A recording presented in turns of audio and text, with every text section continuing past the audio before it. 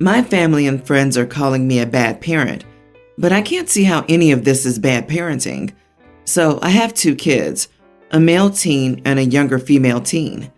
Last year, my daughter decided to go vegan. I didn't have any problem with this one bit. I give her the money I would spend on food for her anyway. She buys her food and cooks it herself if what her mom is making isn't vegan. It has been the tiniest change we've ever had to go through. For some reason, though, my son has taken this change as an opportunity to bully his sister.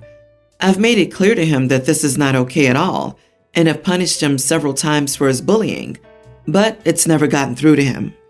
Last week, this all came to a head when my son took all of the food my daughter had bought for the week and hid it, pretending he threw it away on garbage day. I got a call at work from my daughter, crying in the middle of the day, saying they had thrown all her food away. I had to rush home only to discover it was just a prank. I was livid. I was ready to make him eat nothing but rice for the rest of his time under my roof, but my wife calmed me down and came up with a better plan. So for the next 30 days, he will eat nothing but vegan food. We will make nothing but vegan food and buy nothing but vegan products. I told my son that if he wants anything else, he'll be paying for it. He lost his mind, but we've been a vegan family for the past 5 days. Well, my son called my parents, and they rang me up furious. They were telling me that I was abusing him. I ended up hanging up on them. The rest of my family followed suit, and some friends have joined in, saying that I'm the idiot and a bad parent. My son is miserable, but I don't care. He brought this upon himself. He still has food to eat and can spend what little pocket money he has to buy meat for the next 25 days if he wants. So, am I the idiot? Not the idiot. This is honestly more of a learning opportunity than punishment, and it's definitely not bad parenting. He's only being limited to vegan-only food that you buy for home. He can buy or cook his food for home and eat what he wants anywhere else. Maybe now he'll learn to stop being an idiot to his sister. I was about to call CPS on OP because you shouldn't use food to punish, but he's doing it the right way. They're all experimenting with vegan food as a family.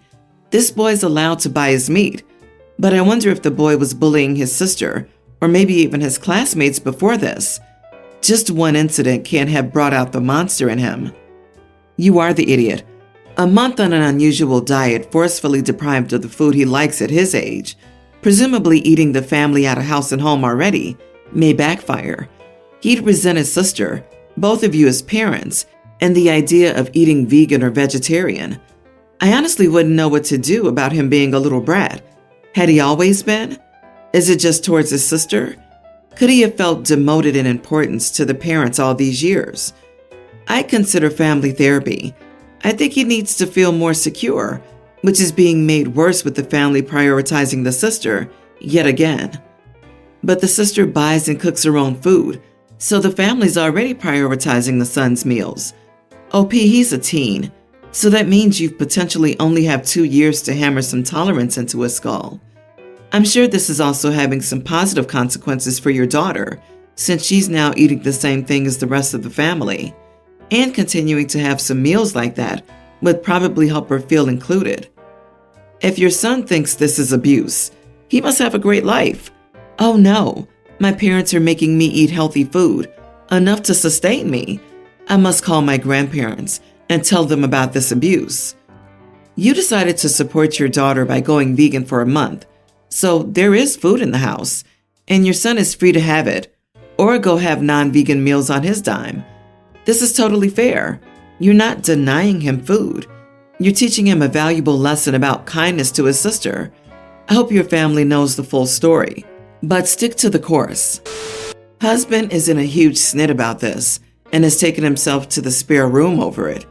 Tonight was the first time since giving birth 7 months ago that I've been out at night, by which I mean I didn't do the baby's bedtime feed and routine. Instead, I left to go to the cinema with a friend shortly before his bedtime routine would begin. My husband used to help for the first 3 months with evenings, but has since said he's too busy or tired from work, so I do it. I talked him through the baby's routine, room temperature, lighting, noise, etc., and preferences, and my husband assured me he had everything under control. The movie barely started when I started getting calls from my husband. I texted to ask him what was wrong, and he said the baby wasn't sleeping. I texted him back with the reminders of how the baby prefers things, and he said he had done it all. I checked the baby monitor. The camera covers most of the room and could see that the room lights were on. The white noise machine was off, and he hadn't tucked the baby into his blanket. So I texted him to say as much, and he started calling me again, despite knowing I was in the theater. He texted me to come home and put the baby to bed. I told him that I was sure he had everything in hand and put my phone on D&D. I periodically checked on the baby via the monitor, and he was okay once husband followed the sleep routine.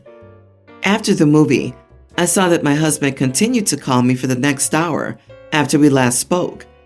When I got home, he started arguing with me for ignoring his calls and criticizing me because I left him alone.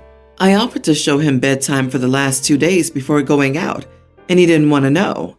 Am I the idiot for ignoring his calls and not helping with the baby? Not the idiot.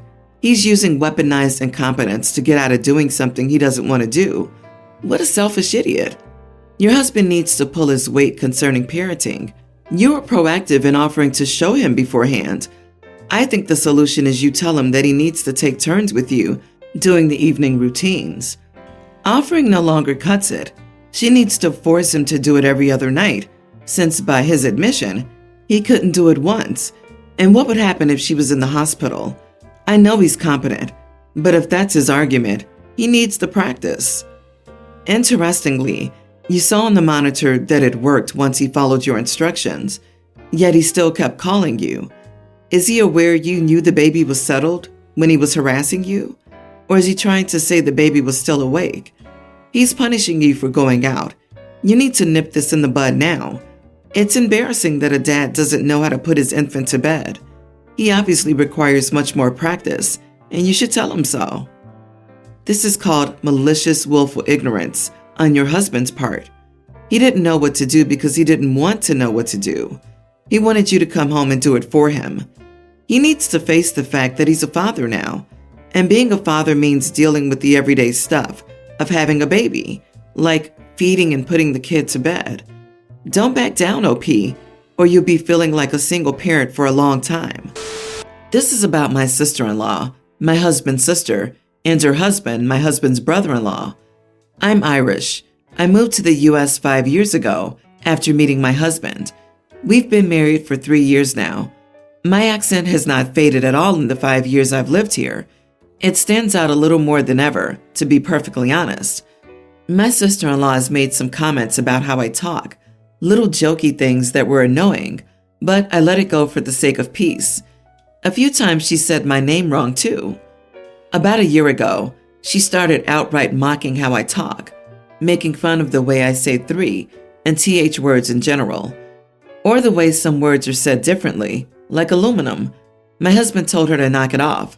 Her husband was joining in too. If it wasn't words, it was Irish names they would mock or laugh about. I always attempted to be good-humored about it, but it was hard to hear. So I held back more than once so I wouldn't give in to them. The breaking point was his joke that I sounded dumb and illiterate for dropping letters or saying them differently. Telly was a word they went crazy over me saying. They said it was childish. My husband told them if they were going to treat me that way, we'd not see each other anymore. They didn't think he was serious, but outside of bigger family occasions, we don't interact now, not even a phone call or text. My mother-in-law turned 60 a few days ago, and there was a small family party to celebrate.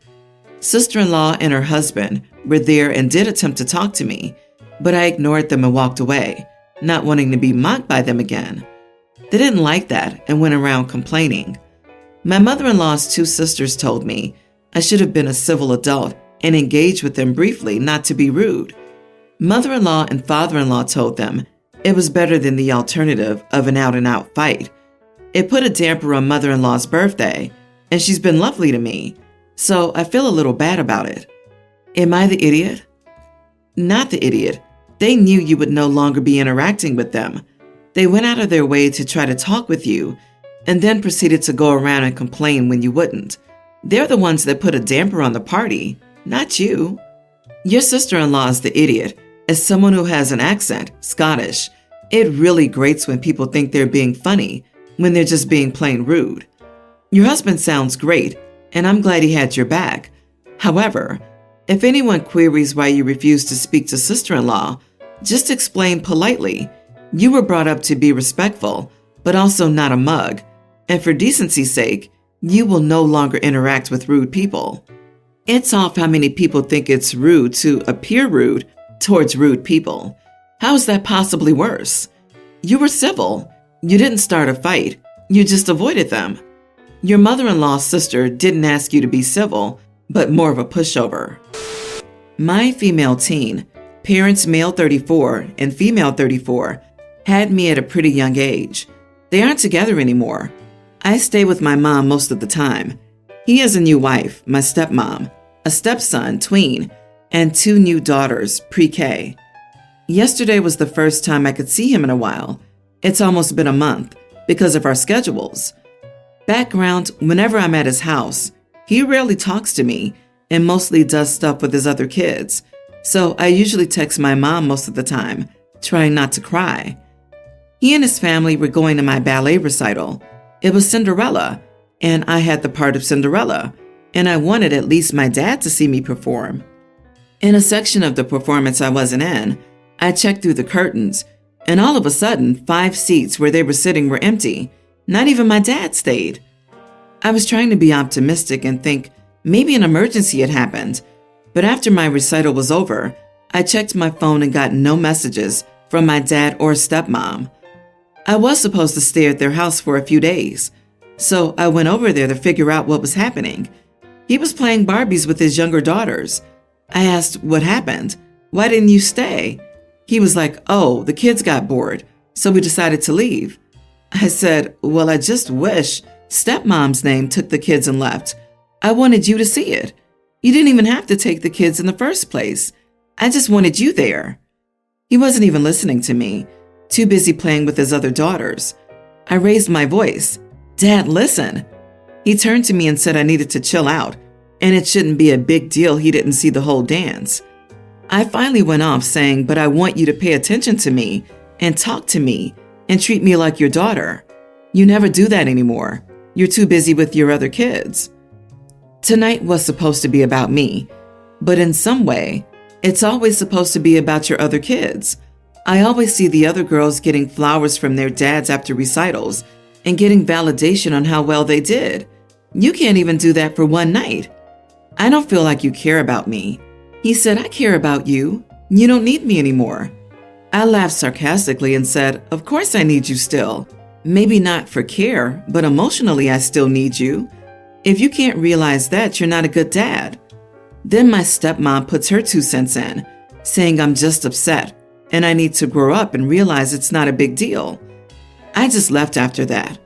After getting to my mom's house, I got a text from my stepmom calling me a brat for yelling at my dad and then just leaving and saying I needed to apologize. I just ignored the text. So, am I the idiot? Not the idiot. Making sure your older kids still feel like a priority, even when your younger ones require more of your time, is taught in Parenting 101. If he can't do that, then he's a bad dad. As a dad, I'm sorry. He's made his choice, and you can also make yours. Please tell your mom about this and how you feel. I also suggest you stop relying on him emotionally. He made a new family for a reason. Do not trust him. This may not be your final straw with your dad, but it will come close. He will learn his lesson when you cut him off completely. Leaving the performance was disgusting. He should be there at the end to congratulate you on it. My wife has a similar dad, and she just stopped bothering with him at about your age. I couldn't imagine doing that to my daughter. Just know it's him, not you. You carry on being great. For the stepmom, the only response is, I take it that you'll be fine if my dad treats your daughters the way he treats me when they're my age, and let her sit with that. As for your dad, I'm so sorry for what is happening, but you don't owe him an apology, and you were not being a brat. This might sound ridiculous, but let me take the time to explain. So I, male 28, started working at this company for 6 months. My guy coworkers are decent. However, I noticed a pattern with my female coworkers, a couple of them, consisting of their opening and looking through my phone whenever they get the chance, me using the bathroom or meeting, etc. So far, I've caught them doing it 3 times. They didn't take something or open any apps because I would have known, but still didn't know why they kept snooping. I wanted to tackle this issue in a non-confrontational way, since they're both beyond sweet, except for this snooping thing. So what I did was set up insulting or offensive wallpapers. Some of them I made myself. Wallpapers that say, "Don't touch my phone, weirdo," or "I can see you," with John Cena waving his hand, or "Witch, don't touch my phone." It was just an experiment, but apparently it got to them. They claimed that I had offended them personally, called them names, and so on. I told them they had no business touching my phone, but they made excuses, saying they were trying to borrow my charger or check the time, etc., etc. The office got split. Some said I should have come to the ladies if I really had an issue. Some say I was justified, and ultimately, no one gets to control what I use as my wallpapers. They're now expecting a formal apology, but I refused. Am I the idiot? Did I handle this inappropriately? Not the idiot. Keep your hands off and your nose out of things that aren't yours. They would have never seen the offensive wallpaper if they hadn't been snooping. The punishment perfectly fits the crime. They chose to do something nosy and invasive and were rightfully called out. They shouldn't be touching your phone, period. And you've already caught them doing it 3 times before this.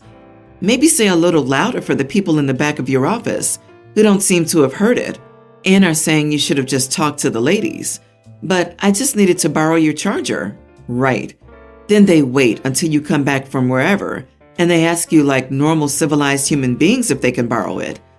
As for your choice of wallpapers that makes the ladies grab their smelling salts and aim for their fainting couches while clutching their pearls, that's freaking hilarious.